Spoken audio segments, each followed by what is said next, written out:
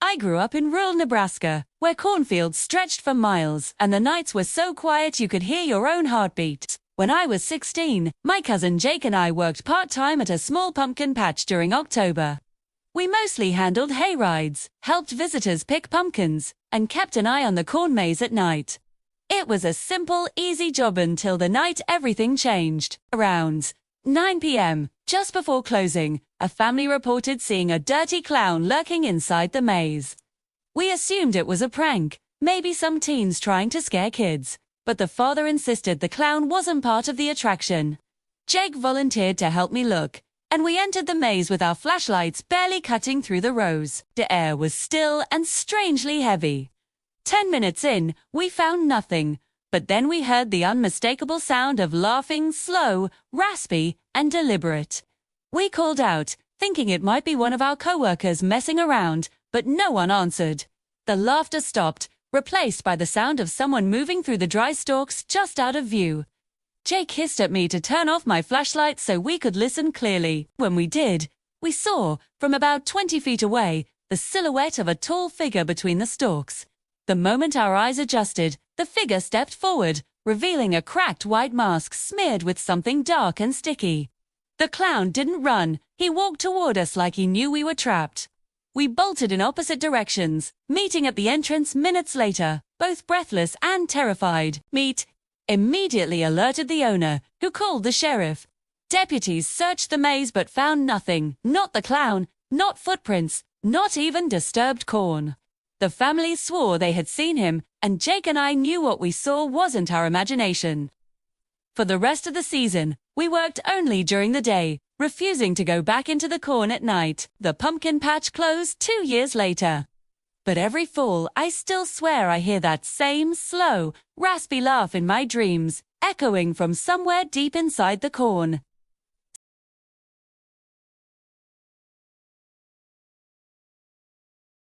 When I was 9 years old, my bedroom window faced the backyard, which bordered a line of old, unkempt trees. I loved looking out at night, watching the fireflies or staring at the faint lights from neighboring houses. But one October evening, that view became the source of my deepest fear. I woke up around 2 a.m. to the feeling that someone was watching me. I thought it was just a nightmare, but when I rolled over, I saw a pale face pressed against my window-white makeup, smeared red lips, and huge black circles around the eyes. The clown didn't move. It just stared at me, fogging the glass with its breath. I froze, unable to scream, unable to move. When I finally jolted out of bed and flipped the light switch, the clown slowly tilted its head, as if amused. Then, without breaking eye contact, it lifted a single gloved finger and tapped on the glass once, twice, 3 times. My parents' room was at the other end of the house, and I knew if I ran, I would have to pass the back door, which led directly outside near my window. I didn't dare move. After what felt like hours, the clown stepped back into the yard, disappearing into the darkness between the trees. I eventually gathered enough courage to run to my parents, sobbing uncontrollably. My dad grabbed a bat and searched outside, but found nothing, no footprints, no signs of forced entry, nothing disturbed. The police came the next morning and told us it was probably just a prank. But pranks don't hover at your window for 10 full minutes, tapping slowly like they're choosing you. For months afterward, I slept on the floor of my parents' room. Years later, when my dad cut down the trees behind our house to expand the yard, he found something unsettling buried near the fence, a filthy, moldy clown mask with a cracked mouth and eye holes cut much wider than normal. He threw it away without telling me at the time. I didn't learn about it until I was an adult, long after we moved. I still sleep with the curtains drawn tight every night. Terrified, I'll open them and find a face waiting pressed against the glass, tapping, choosing me again.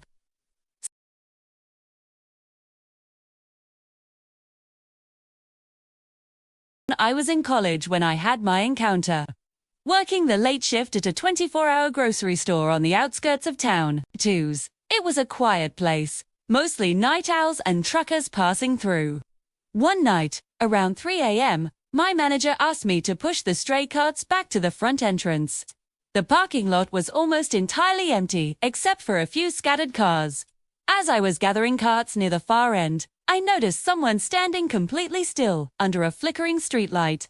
At first, I thought it was a mannequin until it moved. The figure was dressed in a faded yellow clown suit, oversized shoes, and a mask that looked homemade, the kind kids make for art projects, but far more disturbing. The clown stood perfectly still, head tilted, watching me. I tried to ignore it and kept collecting carts, but when I turned back, the clown was closer, maybe 20 feet away. It hadn't made a sound.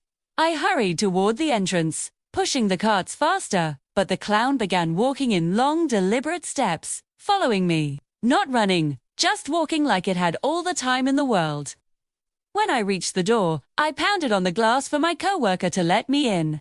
She buzzed the lock, and I slipped inside just as the clown reached the sidewalk, stood staring through the glass with its head slightly lowered, as if trying to see inside.